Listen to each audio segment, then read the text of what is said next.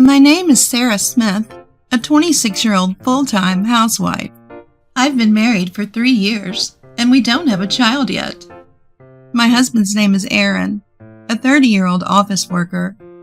We met when I was working as a receptionist at a company, and he approached me as he was from one of our clients. We dated for 2 years before getting married. Before we got married, there was no mention of living with his parents, but as soon as our marriage was decided, my mother-in-law insisted on living together. I told my husband that I didn't want to live together during our newlywed days, but he said, "You'll be working as a housewife, and I'll be working at the company." Fair enough. Then he showed me his palm in front of my face and gestured for me to stop talking. I reluctantly agreed to live together, thinking it might be inevitable, since I was marrying the eldest son. After we decided to get married, we planned to visit the wedding venue together, but my mother-in-law always came with my husband. I felt uncomfortable when my mother-in-law started interfering with the wedding plans and even my husband's attire. I looked at my husband, and I couldn't help but think, is he marrying his mother? He seems so happy about it. Honestly, I felt down, thinking, I'm going to live with a mama's boy and his mother. Since I couldn't stand feeling this way, I asked my husband when we were alone, "Aaron, are you a mama's boy by any chance?" He looked puzzled and asked why. I told him, because usually couples decide on wedding plans together, and I've never heard of a mother coming along and interfering. He replied, "She just had some free time and came along. It's not meddling, it's advice. Don't worry about it, and I'm not a mama's boy." When he asked, "What would you do if I were a mama's boy?" I replied, "I wouldn't marry you. It would feel too uncomfortable, right? It's better to stop the wedding now for our future." I answered honestly. My husband said, "I'm not a mama's boy, and I'll protect you if my mother does anything to you," and laughed. So I decided to trust him and go ahead with the marriage. After that day, my mother-in-law never came to the wedding venue again. We had our wedding, moved our belongings into our room at his parents' house, and left for our honeymoon. When we returned and tried to unpack, we found that our room had already been tidied up. I was surprised to see that the furniture, which I had planned to buy later, was already set up. Everything from curtains to bedding was ready, and the room was prepared for us to live in immediately. I couldn't find my belongings, so I asked my husband about them. He replied, "You'll have to ask my mother. I don't know." So I went downstairs to ask my mother-in-law. I said, "Thank you for tidying up our room, but I can't find my things. Do you know where they are?" She replied, "Oh, your stuff? I threw away everything. I thought it was unnecessary." I said, "My bank book and other valuable items were also in there." She assured me, "Don't worry, I'm keeping them safe. Everything else has been thrown away." I was taken aback, but said to my mother-in-law, "These are my personal belongings. Please give them back. The bank book is from when I was single, so they belong to me." Reaching out my hand to her, my mother-in-law made a sour face. "How dare you defy me? A mere daughter-in-law. Fine, I will give you your bank book. Wait here." She stomped off with a loud footfall to fetch them. When she returned, she tossed my bank book on the floor. Frantically, I checked the contents and found that a whopping $10,000 had been withdrawn. "Mother-in-law, did you withdraw $10,000? I asked, to which she nonchalantly replied, "Of course, I bought your furniture, didn't I?" I was at a loss for words. I quickly returned to my room, and while seething with anger, relayed this incident to my husband Aaron. Aaron, however, responded, "Ah, so she bought this furniture. Thanks." I lost my temper at his response. "Hey, using my savings without permission is a crime. And to top it all off, this hideous furniture and curtains? Who wouldn't be angry?" Seeing my anger, Aaron said, "I'll go talk to my mom," and left to speak with his mother. I regretted deciding to live together, as I dreaded what might come next. As I looked around, the curtains adorned with large roses against a pink background. the cheap-looking wardrobe that reminded me of my childhood. Every sight made me sigh. Exhausted, I lay down on the bed. The cover was cherry patterned. Whether it was an act of spite or kindness, I couldn't tell, but it made me sad. While I was feeling this way, Aaron returned from speaking with his mother. She's angry and wouldn't listen. He said, "She says she didn't deserve to be complained about when she did all of this out of goodwill."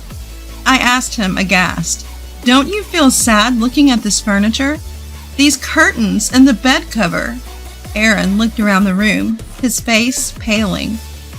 "Let's change it a bit, without her noticing," he said, trying to placate me. "And the money? Will I get the money back?" I asked. I was not working hard and saving my money for such frivolous things. Aaron apologized on his mother's behalf and said he would repay me bit by bit from his salary and bonus. I also apologized to Aaron for starting a fight with his mother on our first day living together, and despite not wanting to, told him I would apologize to his mother. When I apologized to her, saying, "Mother-in-law, I'm sorry for my rude remarks earlier," she replied, "So you're the type to complain about even the smallest things. But remember, if you defy me again, there will be consequences." She forgave me for the incident. The next morning, my mother-in-law woke me up at 4 a.m. She told me to buy bread from a bakery in the neighboring town that opens at 5 a.m. Considering yesterday's incident, I simply said yes and decided to go to the bakery. I wanted to ride my bike, but I couldn't find the key. I thought the key might still be on the bicycle, so I went outside, but the bicycle was nowhere to be found. It had probably been thrown away, so I decided to go for a run to the bakery. I changed into my sneakers, put on my favorite tunes, and ran through the city streets in the early morning. It felt wonderful. Returning with freshly bought bread, I was about to take a shower when my mother-in-law stopped me. "You're not working, so no need for the shower. Just wipe off your sweat with a towel," she scolded, throwing a towel at me. Realizing that she was still upset about yesterday, I gave up on the idea of showering. I prepared breakfast for my in-laws and my husband, checking the ingredients in the fridge. I enjoy cooking and can decide on a menu just by looking at the available ingredients. Although there weren't many, I managed to prepare breakfast, woke up my husband, and informed my in-laws that breakfast was ready. When my in-laws and husband sat at the table, I was about to join them when my mother-in-law said, "You can't eat with us. You're the daughter-in-law, right? You should eat after we're finished and the cleanup is done." And she wouldn't let me sit at the table. I looked at my husband, but he avoided my gaze, acting as if he didn't know what was happening. "Are these house rules from the 1950s? I muttered to myself. But I obeyed my mother-in-law nonetheless. When my husband was leaving, he mouthed, "Sorry," to me and bowed his head in apology. I couldn't help but chuckle at his gesture. I thought to myself, my husband isn't considerate, and I need to make this house a place he wants to come back to. I told my mother-in-law, "I'll start with the cleaning," and began to tidy up. She was sitting on the couch, occasionally glancing my way, but never responding. Because my mother-in-law was around, I decided to clean the living room last, keeping busy with laundry and cleaning the rest of the house. When only the living room was left, I noticed my mother-in-law was gone. After the cleaning was done and I was about to make some tea, I noticed a small window next to the fridge was open, and I could hear my mother-in-law's voice. It seemed she was talking with a neighbor. As I casually sipped my tea, I realized she was talking about me.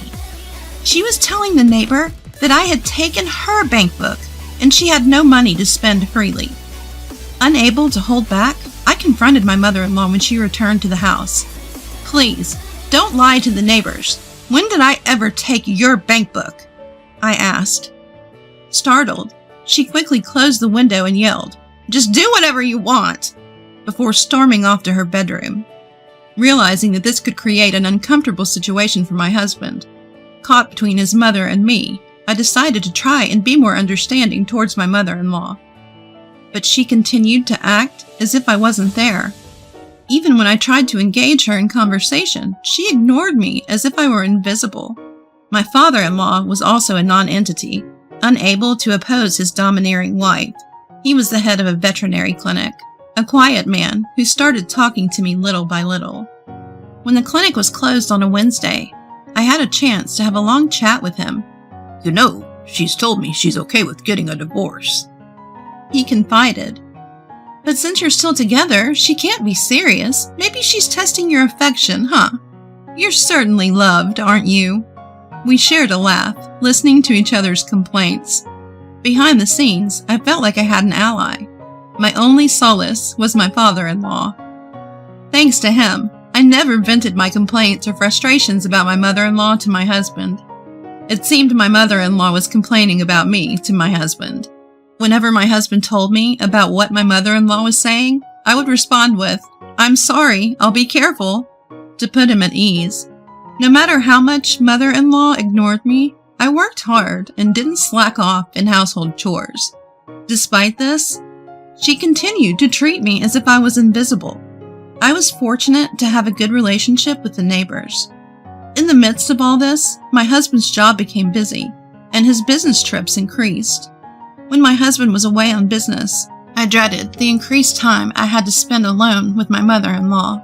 Whenever my husband would call, which was rare, I would tell him that I was getting along without any conflicts with mother-in-law. I sincerely hoped that I could get along with her someday. Even though she treated me like air, I never stopped trying to talk to her. I believed that the only way to improve our relationship was to show my mother-in-law, my future self. So I worked hard in everything I could. I continued my routine of waking up early and running to the bakery, which I had been doing since the day we got married. Before I knew it, 3 years had passed since our marriage. As usual, mother-in-law treated both me and father-in-law as if we were air. And I continued to find opportunities to talk with father-in-law when mother-in-law was not around.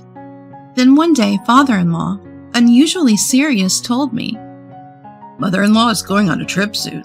Depending on how that goes, I might leave this house." I tried to ask him what he meant, but he said, "I can't tell you now," and didn't elaborate. I was saddened by the thought of father-in-law leaving and couldn't help but cry. After all, he was my only ally and source of comfort in this house. The only person who would listen to my complaints.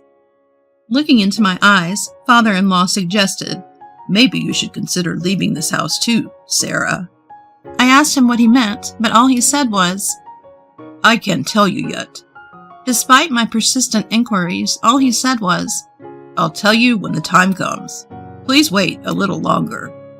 Trusting father-in-law, I decided to wait until he was ready to talk. And finally, the day was set up for my husband to return home after a 2-month-long business trip.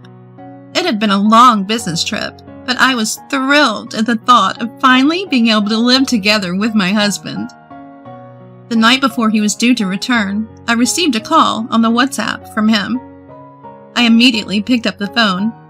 Instead of my husband, a woman with a sweet voice started speaking. "Nice to meet you.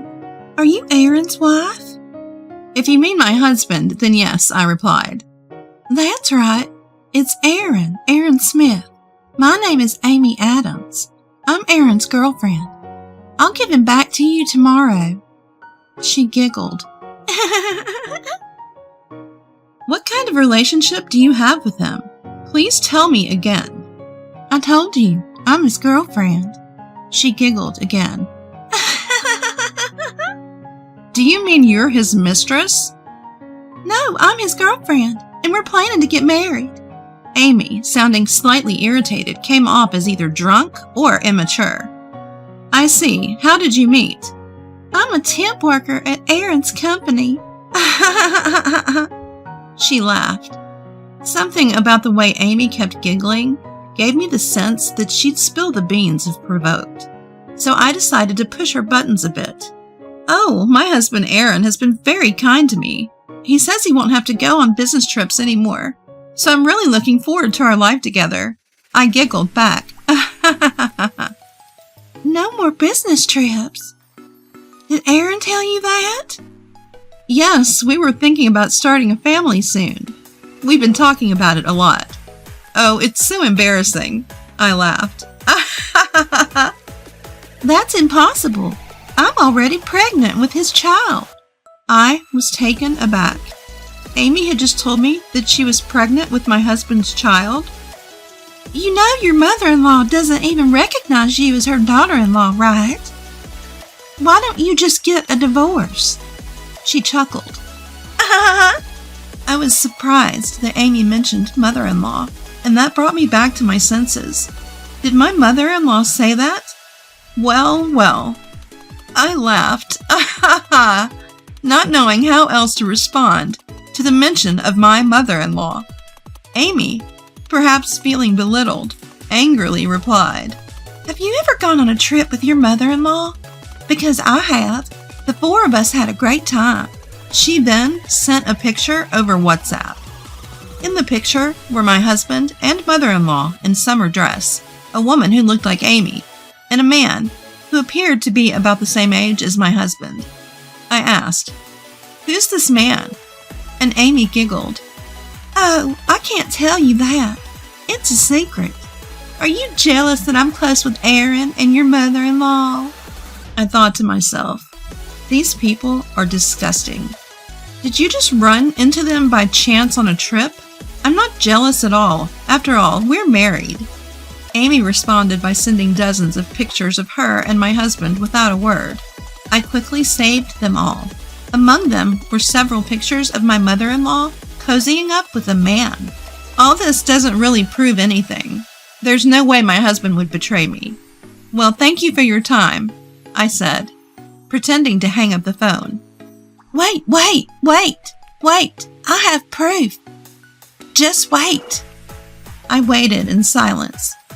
She then sent screenshots of her WhatsApp conversation with my husband.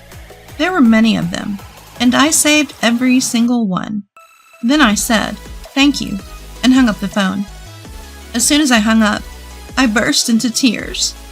I had trusted him. I thought he loved me. I thought he was on my side. I loved him. My emotions were a whirlwind. The confident me who was taunting Amy just a while ago was gone. I stormed out of the house and headed for my father's office.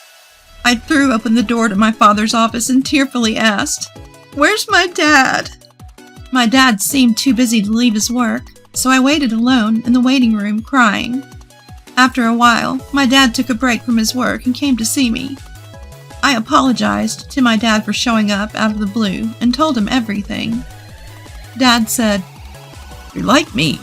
You can't stand injustice. With a smile, he added, You know, crying won't solve anything, right? His words from my childhood reminding me to face forward after I had cried my fill. I showed him the photo I got from Amy and screenshots of the conversation between my husband and Amy. As he looked at them, he exclaimed, What the hell is this? When I peeked at my phone that my dad was looking at, it showed my mother-in-law and a man standing next to her. My dad said he wanted to talk to my father-in-law. My dad, as it turns out, is a lawyer. He seemed to be quietly angry. I sensed that he wasn't his usual calm self. When I returned home and told my father-in-law that my dad wanted to talk to him, father-in-law went into the bedroom and made a phone call.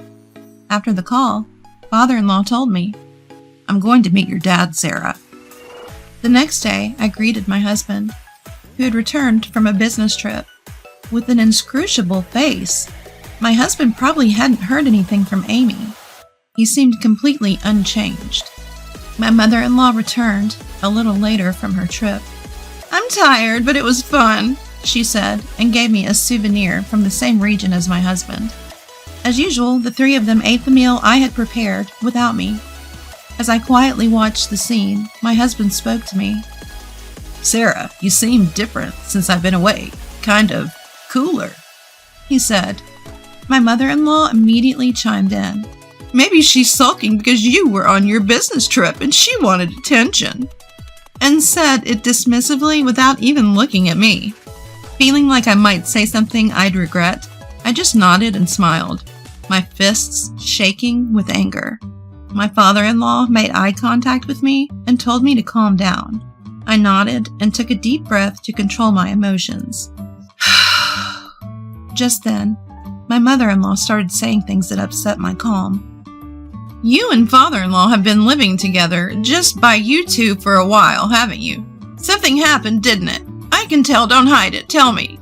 She insinuated something more than a father-in-law, daughter-in-law relationship between me and my father-in-law. What do you mean, something happened? I asked, holding back my anger, and she kept suggesting, a romantic relationship, right? You had one, didn't you? I can't believe it, I said, my voice shaking. My usual taciturn father-in-law asked seriously, did you go on a trip hoping for a romantic relationship to happen between me and Sarah? Staring at my mother-in-law, when she retorted, if nothing happened, you wouldn't be angry, right? So you're admitting it. My father-in-law said, I despise you. I can't forgive you as a person. And left the room, saying, I'll be at the hospital for a while. Don't contact me. My mother-in-law told me, you can leave too. I stared at my husband. Feeling my gaze, Aaron glanced back at me with a startled look. Observing this, my mother-in-law interjected, what's the matter? Got an issue with Aaron? Acting all high and mighty. This is why I don't want to talk to you. You should go to your father's veterinary clinic, too. She urged me out. My husband did nothing to stop her. I turned to Aaron and asked, Aaron, don't you have anything to say? We are in the away situation I warned about before our marriage, didn't I? What happened to I will protect you if my mom does anything to you? It was you, Aaron, who dissuaded me when I thought of reconsidering our marriage because I disliked this prospect. My husband seemed shocked by my outburst. Seeing this, my mother-in-law said, then why don't you just leave? Get out. I asked Aaron, is that okay with you? But Aaron didn't answer. He just held his head in his hands. That means get out. Aaron is just too kind to say such words. I kept my gaze on Aaron and finally asked, so it's okay. No answer means that's the answer, right? Aaron replied, I need to think. Please wait a little. And then he went to the bathroom. I didn't wash the dishes, didn't take a bath, and just went to bed in our room. The next morning I woke up earlier than anyone else, did not prepare breakfast, and headed back to my parents' home. Upon arriving, I used my spare key to enter the house and took a shower. My mother, who had been awakened by the sound, seemed surprised to find me in the house. My father also woke up after seeing my face. He simply said, good morning, and went into his study. When my father came out of his study, he handed me an envelope. I looked inside it while telling my parents about being told to get out by my mother-in-law, and that I had yet to receive a response from my husband. After I finished looking through the contents of the envelope, I told my parents, I can't live with Aaron anymore. Can I come back home? My parents nodded and smiled, saying, of course, this is your house. I bowed silently, then looked up. Seeing my face, my father said, calm down. Your face looks like you've seen a ghost. I believe I had turned into a vengeful spirit after reading the documents in the envelope. The betrayal by my husband and the unwarranted harassment and verbal abuse from my mother-in-law were swirling around in my head, along with the images. As I took deep breaths, I started to feel a strange sense of enjoyment in the situation, thinking, this is going to be the ultimate revenge. In the afternoon, I headed to my father-in-law's veterinary clinic, which was closed for the day, with my father. My father-in-law, seeing me, called out, Sarah, are you all right? He seemed worried about whether I had been able to sleep or eat. I simply replied, I'm fine. Seeing my expression, he smiled, seeming relieved. From there, my father-in-law, and I had a discussion, and we decided to take action the next day. First, I called Aaron during his lunch break and arranged to meet him at a diner after work. My husband came panting to the seat where I was waiting. "Why didn't you answer after so many calls? Where have you been? What happened?" He bombarded me with questions. I took deep breaths as my father had advised me, trying to calm myself. "I'm sorry for leaving without saying anything. I was just wandering around the city. You know best what happened, don't you?"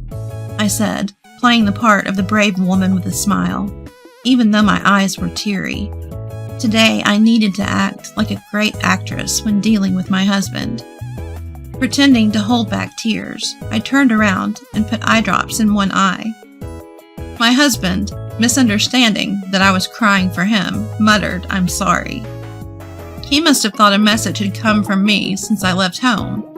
But when he opened our chat room on WhatsApp, he found call records and a lot of pictures and thought he had been exposed. With a very flustered look on his face, my husband said, "I did meet with her, but there's nothing between us. I only love you, Sarah. If you're mad about us meeting, I won't do it again, so please forgive me." A storm of false excuses and apologies. I brushed off my husband's hand when he tried to hold mine and said, "I love you too, but..." With a handkerchief to my eye, I fake cried and said with a shaky voice, "Amy is carrying your child, isn't she?" After saying this somewhat excitedly, I said it more quietly, "Don't let the child suffer. This is my last request to you." Playing the part of a brave woman who steps back because the woman her husband cheated with is pregnant. My husband kept saying, "I'm sorry," and cried, saying, "But I only love you, Sarah, and that will never change," repeating cliched lines. My husband felt more guilty than necessary and told me he would give me all of his savings and pay me $20,000 as compensation. It seemed like he wanted to make sure I wouldn't struggle, even if we divorced. I called my father and had him fill out and stamp the divorce papers, and also had him stamp the pledge we created. My husband apologized to my father, but my father dismissed him, saying, "Thanks for the days you spent with my daughter," and left the diner with me. Then I went to my in-laws' house to pack my things. Most of the stuff had been thrown away by my mother-in-law, so all I had was one large bag. My mother-in-law came in and asked with a smirk, "You're moving out?" I replied, "I'm leaving now. Thank you for everything," and headed back home with a spring in my step. As I was unpacking and tidying up at home, I got another WhatsApp call on my phone. I had a feeling that it was a call from Amy to gloat. Sure enough, it was Amy on the phone. "How does it feel to be a loser ex-wife? I'm on top of the world. There's no man I can't have, huh?"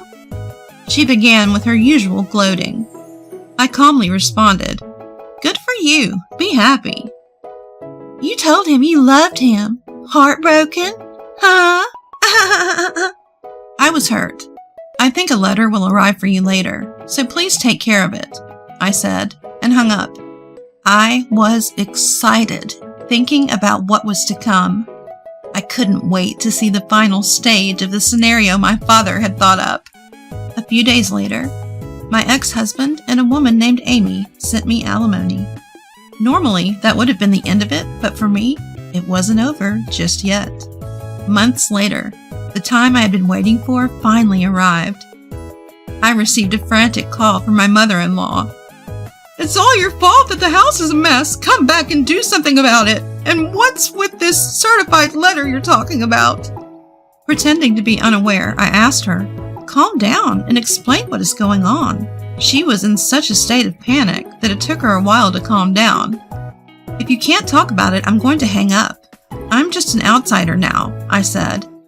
She begged me to wait, and then began to explain one thing at a time. Firstly, she told me that my ex-husband and Amy got married last month, but Amy already had 4 children, who she brought along when she moved into my ex-husband's parents' house. The unruly behavior of the kids and Amy's lack of effort in managing household chores and childcare had caused chaos in the house. My ex-husband was in a panic, claiming, "I didn't know about Amy's 4 kids." The alimony I received was reluctantly paid by my mother-in-law after Amy told her that she was going to give birth to her grandchildren. Next, she addressed the certified letter I sent her. It was regarding the repayment of the $10,000 she had taken from my savings without my permission. I asked my father if we could sue her, since she was technically still family, to which he responded with a smirk. Suing is always an option. My mother-in-law was terrified by the letter and begged me, saying that, "I promised to repay the money, so don't sue me." I agreed, as long as she would return it. She also told me about Amy's current situation. My ex-husband said in front of Amy, "I shouldn't have cheated," and expressed his desire to get back together with me, causing her to become hysterical. My ex was crying out my name, while his new wife was going insane and their children were running wild. My mother-in-law exclaimed, "I feel like I'm going to lose my mind." Eventually, my mother-in-law received divorce papers from my father-in-law, and she was also being sued for compensation due to the affair. My father, who happened to be my father-in-law's lawyer, asked me to try to stop the divorce. When I heard about the current situation in my in-laws' home, I realized that everything had gone according to my father's plan. Both my father-in-law, my father, and I knew from a private investigator's report that Amy had 4 children. Furthermore, while my ex-husband might not know this, there was a possibility that the child in Amy's womb was fathered by one of my ex-husband's colleagues, whom she was dating at the same time. Amy's parents had been taking care of the 4 children, but when they found out about her upcoming marriage to my ex, they told her to take the children with her. Additionally, they disowned her after learning about the affair. So no matter what happens, Amy would cling to my ex-husband's family. It seemed like the time had come for me to deliver the final line in the script. I said, "You all got what you deserved. Goodbye," and blocked their calls, ending everything. After that, I found a job and started living alone near my parents' house. My father-in-law expanded his veterinary clinic and turned it into a residence. When I went to check on him, I was struck by his words. "Maybe I'm happier with animals as my family," he said, as he happily lived with his newly adopted corgi. Witnessing the miserable fate of my mother-in-law, ex-husband, and Amy, I decided to treat others with kindness.